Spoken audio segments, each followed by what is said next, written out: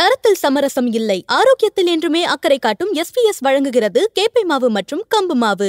சினிமாவுடன் வியூவர்ஸுக்கு வணக்கம். இந்த வீடியோல நாம பார்க்க இருக்கிற திரைப்படம் Patrick Wilson and Vera Farmiga again Ed and Lorraine வேரனாக திரும்பி ஸ்கிரீன்ல வந்திருக்கும் த கான்ஜூரிங் லாஸ்ட் ரைட்ஸ் அப்படிங்கிற படம் தான். இந்த ஐகானிக் கேரக்டர்ஸ் எகைன் ரிட்டர்ன் ஆகிறாங்க. அண்ட் இந்த ஃப்ரான்ச்சைஸில் த கான்ஜூரிங் ஃப்ரான்ச்சைஸில் இது வந்து 9th படம் அண்ட் இந்த ஃபர்ஸ்ட் ஃபேஸோட எண்டிங் படம் அப்படிங்கிறதும் ஒரு ஹைலைட்டான விஷயங்கள். ஸோ இவ்வளோ பெரிய ஒரு வெயிட்டேஜோட வந்திருக்கிற இந்த படம் எப்படி இருந்தது? அண்ட் முன்னாடி சொன்ன மாதிரி கான்ஜூரிங் யூனிவர்ஸில் இது 9th படம் அப்படிங்கிறப்போ கான்ஜூரிங் படத்தொடரில் அதாவது மெயின் சீக்வன்ஸில் இது ஒரு 4வது படம் அப்படிங்கிற மாதிரியும் சொல்லலாம். ஸோ மற்ற பாகங்கள் அதாவது முதல் பாகம் அளவுக்கு மற்ற பாகங்கள் இல்லை அப்படிங்கிறது ஒரு தாட்டாக இருந்துகிட்டே இருக்கு. அந்த விஷயத்த இந்த படம் பிரேக் பண்ணுதா? முதல் பாகத்தோட அந்த பெஞ்ச் மார்க்கை இந்த 4th பார்ட் டச் பண்ணுதா இல்லையா? மற்ற பாசிட்டிவ் நெகட்டிவ்ஸ் எல்லாம் என்ன? இதெல்லாம் இந்த ரிவ்யூல பார்க்கலாம். வாங்க ரிவ்யூக்குள்ள போகலாம். படத்தோட ஒன்லைன் என்ன அப்படிங்கிறத பார்த்தலாம். 1964 கர்ப்பமாக இருக்காங்க லொரைன் வேரன். அவங்க ஹஸ்பண்டோட ஒரு ஆன்டிக் ஷாப்பை விசிட் பண்ணுறாங்க. அங்கே ஒரு பழங்கால ஒரு மிரர் ஒன்று இருக்குது. அதை எக்ஸாமின் பண்ணுறப்போ அவங்களுக்கு ஒரு ஹாண்டிங்கான ஒரு எபிசோட் நடக்குது. ஒரு அமானுஷ்யமான நிகழ்வை உணர்றாங்க. அப்போ அவங்களுக்கு பிரசவ வலியும் எடுத்துருது. அதனால அவங்க வந்து உடனே ஹாஸ்பிட்டலில் சேர்க்கப்படுறாங்க. அங்கே அவங்களுக்கு பிறக்கிற அந்த பெண் குழந்தை வந்து ஸ்டில் பானாக இருக்குது. அவங்களுக்கு வந்து உயிர் இல்லை அப்படிங்கிற மாதிரி ஒரு சுச்சுவேஷன். திடீர்னு அந்த இடத்துல அவங்களுக்கு திரும்ப உயிரும் வந்துடுது. அந்த குழந்தையும் ஆரோக்கியமாக வளர்ந்துடுறாங்க. கட் பண்ணால் 22 இயர்ஸுக்கு அப்புறம் ஸ்மால் ஃபேமிலி அப்படிங்கிற ஒரு ஃபேமிலிக்கு அந்த மிரர் வந்து போய் சேருது. இவங்க அந்த ஆன்டிக் ஷாப்பில் பார்த்தாங்க இல்லையா, அந்த மிரர் வந்து அந்த குடும்பத்துக்கு போய் சேருது விதி வசத்தால். அப்போது அவங்க ஒரு புது வீட்டுக்குள்ள குடியேறும் போது அந்த மிரர்னால நிறைய அமானுஷ்யமான சம்பவங்கள் அவங்க வீட்டில் நடக்கிறத அவங்க உணர்றாங்க. அவங்க வீட்டில் ஒரு 8-9 பேர் இருக்காங்க. அவங்க எல்லாருக்குமே அந்த ஹாரர் எபிசோடு வருது அப்படிங்கிறப்போ ரொம்ப பயப்பட ஆரம்பிக்கிறாங்க. பேரலாக இங்கே எட் அண்ட் லொரைனுக்கு பிறந்த குழந்தையான ஜூடி வளர்ந்துடுறாங்க. அவங்களுக்கு கல்யாணம் பண்ணுற ஏஜுமே வந்துடுது. இந்த ஃபேமிலி எகைன் இந்த பேரநார்மல் இன்வெஸ்டிகேஷன்லாம் நமக்கு வேண்டாம் அப்படிங்கிற மாதிரி ஒதுங்கி இருக்காங்க. நம்ம ரிட்டையர்ட் ஆயிடலாம் அப்படிங்கிற ஒரு சுச்சுவேஷனும் இருக்காங்க. இந்த ஸ்மால் ஃபேமிலி பாதிக்கப்படுறது இவங்களுக்கு தெரிஞ்சதுக்கப்புறம் இவங்க என்ன பண்ணாங்க? இந்த வேரன் ஃபேமிலி அந்த ஃபேமிலிக்கு போய் ஹெல்ப் பண்ணுறப்போ நடக்கிற அசம்பாவிதங்கள்லாம் என்ன? அதுலேருந்து இந்த வேரன் ஃபேமிலி மீண்டு வந்தாங்களா இல்லையா? இதெல்லாம் சொல்கிற படம் தான் த கான்ஜூரிங் லாஸ்ட் ரைட்ஸ். படத்தில் நடிகர்களோட பங்களிப்புலாம் எப்படி இருந்துச்சு அப்படிங்கிறத பார்த்துலாம். கான்ஜூரிங் யூனிவர்ஸை பொறுத்த வரைக்கும் எல்லா படத்துலையும் பிரதானமான ப்ரொட்டாகனிஸ்ட் யாருன்னா வேரா ஃபர்மிகாவோட அந்த கேரக்டர் தான். லொரைன் வேரனா அட்டகாசம் பண்ணியிருப்பாங்க இல்லையா? இந்த படத்துலையும் அவங்களுக்கு பிரதான கேரக்டர் தான். பட் ஸ்டில் இதில் தன்னோட லைம் லைட்டாக தன்னோட மகளான ஜூடி கேரக்டருக்கு விட்டு கொடுத்துருக்காங்க அப்படின்னே சொல்லலாம். மியா டாம்லின்சன் அப்படிங்கிறவங்க தான் அந்த ஜூடி கேரக்டரை எடுத்து நடிச்சிருக்காங்க. அவங்களோட பெர்ஃபார்மன்ஸ் படம் ஃபுல்லாகவே நீட்டாகவே இருந்தது. அந்த படம் ஆரம்பித்து கொஞ்ச நேரம் கழிச்சு தான் அவங்க கேரக்டர் வருது அப்படின்னாலுமே அதுக்கப்புறம் டோட்டலாகவே படம் அவங்கள பற்றின ஒரு கதையாக மட்டுமே இருக்கு. அது நிச்சயமா ஒரு ஆரோக்கியமான விஷயம். அவங்களும் ஒரு ஏர்னஸ்டான ஒரு பெர்ஃபார்மன்ஸை கொடுத்துருக்காங்க. கிட்டத்தட்ட ஒரு பாசிங் ஆஃப் த டார்ச் அப்படிங்கிற மாதிரி கூட சொல்லலாம். அந்த வகையில் இந்த படம் ஒரு யூனிக்கான மற்ற கான்ஜூரிங் படங்களுக்கு ஒரு யூனிக்கான விஷயமா இருந்தது அப்படின்னு சொல்லலாம். வழக்கம் போல கதையின் நாயகனாக பேட்ரிக் வில்சன் இதில் அப்பா அப்படிங்கிற ஒரு பெரிய பொறுப்பையும் எடுத்திருக்காரு. அப்பாவா அவர் பேசுகிற வசனங்கள் அது எல்லாமே காமிக்கலாகவும் கிளிக் ஆகிருந்தது. அண்ட் தன்னோட மகளோட அந்த காதலன் அவங்கக்கிட்ட பேசுகிற வசனங்கள் பேட்ரிக் வில்சனுக்கும் அந்த மகளோட ஃபியான்சிக்கும் நடக்கிற அந்த கான்வர்சேஷன் ரொம்ப என்டர்டெய்னிங்காகவே இருந்தது. 2 பேருக்கும் உள்ள அந்த டயலாக் எக்ஸ்சேஞ்ச் அப்படிங்கிறது ஒரு டிபிக்கல் மென் கான்வர்சேஷன் அப்படின்னு சொல்லலாம். அதில் இருக்கிற அந்த ஹியூமர் அப்படிங்கிறது நல்லாவே கிளிக் ஆகிருந்தது தேட்டரா அப்படின்னு சொல்லலாம். பேட்ரிக் வில்சனுக்கு சப்போர்ட்டிவாக ஜூடியோட பாய் ஃப்ரெண்டாக வர பென் ஹார்டியும் நல்ல ஒரு பெர்ஃபார்மன்ஸ். ஹியூமர் அப்படிங்கிறதும் அவரோட டைலாக்ஸில் இயல்பாகவே எட்டி பார்க்குது. அண்ட் எமோஷனலாக தன்னோட பேக் ஸ்டோரியை அவர் பகிர்ந்துப்பார். அது வந்து விஷுவலாக நமக்கு காட்டப்படல அப்படின்னாலும் அவரோட டைலாக் டெலிவரிலேயே அந்த வழியை நம்மளால் புரிஞ்சிக்க முடியுது. அந்த அளவு அவரோட பெர்ஃபார்மன்ஸ் ஸ்ட்ராங்காக இருந்தது அப்படின்னு சொல்லலாம்.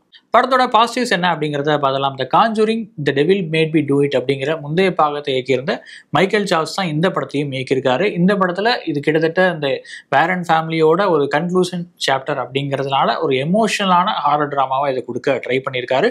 அதில் ஓரளவு வெற்றியும் பெற்றிருக்காரு அப்படின்னு சொல்லலாம். ஒரு பக்கம் ஹாண்டிங் எபிசோட்ஸ் அங்கங்கே வந்துட்டு இருக்கிறப்போ அண்ட் அப்பா மகள் அண்ட் அம்மா மகள் இந்த உறவையும் பேசுகிற மாதிரி எமோஷனல் ட்ராமாவும் ஒரு பக்கம் ட்ராவல் ஆகிட்டே போகுது. அது ஜூடியோட கேரக்டர் எழுதப்பட்ட விதம், அதுக்கு அந்த வேரன் ஃபேமிலி அந்த பேரண்ட்ஸ் வந்து அவங்கள பார்த்துக்க விதம், இது எல்லாமே எமோஷனலாக சென்டிமெண்ட்டாகவும் கிளிக் ஆகிருந்தது. சென்டிமெண்ட் ப்ளஸ் ஹாரர் அப்படிங்கிற அந்த டபுள் ஹார்ஸ் ஜேர்னியை ஓரளவு சக்ஸஸ்ஃபுல்லாகவே கொண்டு போயிருக்காரு டைரக்டர் அப்படின்னு சொல்லலாம். இந்த சென்டிமெண்ட் எபிசோட்ஸுக்கு நடுவில் அங்கங்கே வர சில ஜம்ப் ஸ்கேர் மொமெண்ட்ஸ் நல்லாவே கிளிக் ஆகிருந்தது. உதாரணத்துக்கு 2-3 மொமெண்ட்ஸ் சொல்லணும் அப்படின்னா, அந்த டால் வச்சு வர ஃபர்ஸ்ட் ஒரு ஜம்ப் ஸ்கேர் மொமெண்ட் அது வந்து ரொம்ப சிறப்பாகவே எடுக்கப்பட்டிருந்தது.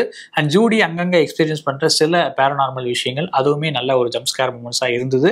அண்ட் இதெல்லாம் தாண்டி அந்த ட்ரையல் ரூமில் ஒரு சீன் வரும். அதாவது வெட்டிங் ட்ரெஸ் அவங்க வந்து ஜூடி ட்ரை பண்ணுவாங்க. அப்போ அந்த மிரர்ஸ் இருக்கிற அந்த ட்ரையல் ரூமில் நடக்கிற அந்த ஹாரர் சீன் அதுவுமே ஒரு நல்ல ஜம்ப் ஸ்கேர் மொமெண்ட்டாக இருந்தது. இந்த மாதிரி அங்கங்கே சில ஜம்ப் ஸ்கேர் மொமெண்ட்ஸ் நல்லா கிளிக் ஆகிருக்கிறது இந்த கான்ஜூரிங் யூனிவர்ஸோட ட்ரேட்மார்க்கில் நல்லாவே ஃபிட் ஆகுது அப்படின்னு சொல்லலாம். அண்ட் ஆட்டோமேட்டிக்காகவே ஒரு கன்ஜஸ்டடான ஸ்பேஸ்க்குள்ளே இந்த மாதிரியான ஹாரர் எலிமெண்ட்ஸ் இல்லை ஜம்ப் ஸ்கேர் மொமெண்ட்ஸ் வைக்கிறப்போ அது இன்னும் டெரர்ஃபுல்லாக நமக்கு வந்து ஸ்க்ரீனில் தெரியும் அப்படின்னு சொல்லலாம். அந்த மாதிரியான ஒரு சீன் இந்த ஸ்மெர்ல் ஃபேமிலி அந்த ஹாண்டிங் நடக்கிற வீட்டில் எடுத்துருக்காங்க. அந்த என்டையர் சீக்வன்ஸுமே அந்த ஸ்ட்ரெச்சுமே ரொம்பவே சிறப்பாக இருந்தது அப்படின்னு சொல்லலாம். அந்த கிளைமேக்ஸுக்கு பலம் சேர்க்கறது இந்த மாதிரியான சீக்வன்ஸ் தான் அப்படின்னு சொல்லலாம். அதுவும் கிளைமேக்ஸில் வந்து அந்த மிரர் வந்து ரொட்டேட் ஆகிற சீன் ஒன்று வரும், வேகமாக ரொட்டேட் ஆகும். அது பார்க்கவே ரொம்ப டெரிஃபைங்காக இருந்தது அப்படின்னு சொல்லலாம். நல்லது ஒரு எக்ஸ்பீரியன்ஸ்.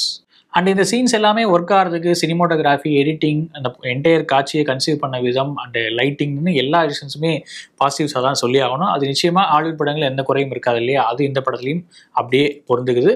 அண்ட் இதில் ஒரு டிஃபிகல்ட்டாக இல்லை ஒரு நெகட்டிவாக எனக்கு ஃபீல் ஆன விஷயம் என்னென்னா பேக்ரவுண்ட் ஸ்கோர் இன்னும் கொஞ்சம் பெட்டராக இருந்திருக்கலாம் அப்படிங்கிறது மட்டும்தான். ஏன்னா கான்ஜூரிங் மற்ற பாகங்களை கம்பேர் பண்ணும்போது இந்த விஷயம் அப்படிங்கிறது இதில் கொஞ்சம் வீக்காக இருந்ததோ அப்படிங்கிற ஒரு ஃபீலும் இருக்குது. படத்தில் இதெல்லாம் பெட்டராக இருந்திருக்கலாம் அப்படிங்கிறத பார்த்துலாம். இந்த ஹாரர் ப்ளஸ் எமோஷனல் காம்போ அப்படிங்கிறது நல்லாவே எழுதப்பட்டிருக்கு, நல்லாவே எடுக்கப்பட்டிருக்கு. அப்படின்னாலும் ஒரு சில காட்சிகள் ரொம்ப ரிப்பீட் பேட்டர்னில் அப்படியே நமக்கு போயிட்டு இருக்கிற ஒரு ஃபீல் இருக்குது. அதுவும் எந்த அளவுக்கு அப்படின்னா ஜூடி வந்து ஒரு பேரநார்மலான ஒரு விஷயத்தை எக்ஸ்பீரியன்ஸ் பண்ணுறாங்க, அதுக்கப்புறம் திரும்ப ரியல் வேர்டுக்கு வராங்க, அந்த ஸ்னாப் அவுட் ஆகிறாங்க அப்படிங்கிறது மட்டும் கிட்டத்தட்ட ஒரு 3-4 சீனில் சொல்லியிருக்காங்க. அதை ஒரு தடவை சொன்னாலே நமக்கு கன்வே ஆகிருது. அப்படிங்கிறப்போ தொடர்ந்து அதே பேட்டர்னில் சீன்ஸ் வருது, கொஞ்சம் ரிப்பீட்டேட்டிவாக தான் ஃபீல் ஆச்சு, கொஞ்சம் போரும் அடிச்சுது அப்படின்னு சொல்லலாம். இந்த ரெப்பிட்டேட்டிவான சீன்ஸ்னால என்ன பிரச்சனை வருது அப்படின்னா படம் வந்து மெயின் ஸ்டோரிக்கு வர்றதுக்கு ரொம்பவே டைம் எடுத்துக்குது. அதுவும் அந்த ஸ்மெர்ல் ஃபேமிலியோட அந்த செட்டப், அந்த ஃபேமிலி அவங்க பாதிக்கப்படுறாங்க அப்படிங்கிறதெல்லாம் சொன்னதுக்கப்புறமும் ஸ்டில் அந்த வேரன் ஃபேமிலி அவங்க கூட கம்யூனிகேட்டே பண்ணாத மாதிரி தான் காட்சிகளும் போயிட்டே இருக்குது. அதை கொஞ்சம் இன்னும் சீக்கிரமாக நடக்கிற மாதிரி பண்ணியிருக்கலாம். அப்படி பண்ணியிருந்தா படம் இன்னும் கொஞ்சம் இன்ட்ரெஸ்டிங்காக மாறி இருக்கும் அப்படின்னு நினைக்கிறேன். அதே மாதிரி அந்த ஸ்மெர்ல் ஃபேமிலியோட பேக்ட்ராப், அவங்களோட பேக் ஸ்டோரி என்ன அப்படிங்கிறத இன்னும் கொஞ்சம் இன்வெஸ்ட் பண்ணி எழுதியிருக்கலாமோ அப்படிங்கிற ஒரு ஃபீல் இருக்குது. அங்கங்கே சில கேரக்டர்ஸ் வராங்க, அவங்களுக்கு அந்த நடிப்பு அப்படிங்கிறது சிறப்பாகவே இருக்குது. சில சின்ன கிட்ஸும் நடிச்சிருக்காங்க, அவங்களோட பெர்ஃபார்மன்ஸும் சிறப்பாகவே இருந்தது தான். பட் ஸ்டில் அவங்களோட உண்மையான பேக் ஸ்டோரி என்ன, அவங்களுக்கு இருக்கிற பிரச்சனைகள் என்ன அப்படிங்கிறதையும் இன்னும் கொஞ்சம் ஆழமாக சொல்லியிருக்கலாம். அது சொல்லியிருக்காங்க, பட் ஸ்டில் அது இன்னும் பத்தலை அப்படிங்கிறது தான் ஒரு மைனஸ். அதே மாதிரி இந்த கான்ஜூரிங் யூனிவர்ஸோட ட்ரேட்மார்க்காக நான் பார்க்குற விஷயம் என்ன அப்படின்னா அந்த டீமன், அதாவது பேய் அப்படிங்கிறதோட அதோட பேக் ஸ்டோரி என்ன, அதோட கதை என்ன அப்படிங்கிறத ரொம்ப டீட்டெயிலாகவே சொல்லியிருப்பாங்க. ஏன்னா கான்ஜூரிங் படங்களில் வந்த அந்த நெகட்டிவ் கேரக்டர்ஸ் தான் தனி படங்களாகவும் உருவாயிருக்கு. உதாரணத்துக்கு நன் கேரக்டர் எடுத்துக்கலாம், அதே மாதிரி அனபெல் கேரக்டர் எடுத்துக்கலாம். எல்லாமே தனித்தனி படமாக உருவாகிறதுக்கு காரணம் கான்ஜூரிங் படங்கள்லேயே அவங்க ஸ்ட்ராங்கான ஒரு நெகட்டிவ் ரோலில் வந்தது தான் அப்படின்னு நினைக்கிறேன். பட் ஸ்டில் இந்த படத்தில் அந்த டீமனோட கேரக்டர் வந்து ரொம்ப வீக்காக இருந்த மாதிரி தான் ஃபீல் ஆச்சு. ஏன்னா அந்த டீமனோட குணாதிசயம் என்ன, அந்த டீமன் எக்ஸ்பெக்ட் பண்ணுறது என்ன, ஜூடிட்டு இருந்து அந்த டீமன் என்ன எக்ஸ்பெக்ட் பண்ணுது அப்படிங்கிறதெல்லாம் இன்னும் கிளாரிட்டியோட சொல்லியிருக்கலாம் அப்படிங்கிற ஃபீல் தான். அண்டு அந்த டீமனோட சேர்ந்து இன்னொரு ஒரு நெகட்டிவ் ஃபோர்ஸும் வர மாதிரி காட்டியிருந்தாங்க. அது என்ன அப்படிங்கிறதுலையும் கொஞ்சம் கிளாரிட்டி மிஸ் ஆகுது, அதையும் கொஞ்சம் தெளிவாக சொல்லியிருக்கலாம். படத்தோட ஓவரால் வேர்டிட் என்ன அப்படின்னா நிச்சயமாக டெக்னிக்கலாக ஒரு நல்லது ஒரு ப்ராடக்ட். அங்கங்கே சில ஜம்ப் ஸ்கேர்ஸ் மூமெண்ட்டும் நல்லாவே கிளிக் ஆயிருந்தது. அண்ட் வேரன் ஃபேமிலியோட நல்லது ஒரு கன்க்ளூஷன் சாப்டராகவும் இதை பார்க்கலாம் தான். பட் ஸ்டில் அந்த கான்ஜூரிங் ஃபர்ஸ்ட் பார்ட் செட் பண்ண பெஞ்ச் மார்க் அப்படிங்கிறது பிரேக் பண்ண முடியாததாகவே தான் இருக்குது அப்படின்னு நினைக்கிறேன். இன்ஃபேக்ட் கான்ஜூரிங்க்கு அப்புறம் அனபெல், நன்னு இந்த ஃப்ரான்ச்சைஸ் எக்ஸ்பேண்ட் ஆனாலும் ஸ்டில் அந்த ஃபர்ஸ்ட் பார்ட்டோட அந்த இது வந்து நமக்கு கன்வே ஆகவே இல்லையோ அப்படிங்கிற ஒரு ஃபீல் வந்துட்டே இருக்குது. இந்த படமும் அந்த லிஸ்ட்டில் தான் சேருது. ஸ்டில் அந்த ஃபர்ஸ்ட் பார்ட்டை இவங்களால் பீட் பண்ண முடியல அப்படிங்கிறது சோகமான விஷயம். ஒருவேளை இந்த படத்தை நீங்க பார்த்துருந்தீங்க அப்படின்னா உங்களோட வியூ என்ன அப்படிங்கறத கமெண்ட்ல சொல்லுங்க. வேற ஒரு வீடியோ உங்களை மீட் பண்றேன். நன்றி, வணக்கம். 91 ஆண்டுகள் பாரம்பரியம், 5 தலைமுறைகளாக மக்களின் நம்பிக்கையை பெற்ற எஸ்பிஎஸ். ஆரோக்கியமான காலை உணவுக்கு எஸ்பிஎஸ் வழங்கும் கேப்பை மாவு மற்றும் கம்பு மாவு. இன்றே கேட்டு வாங்குங்கள்.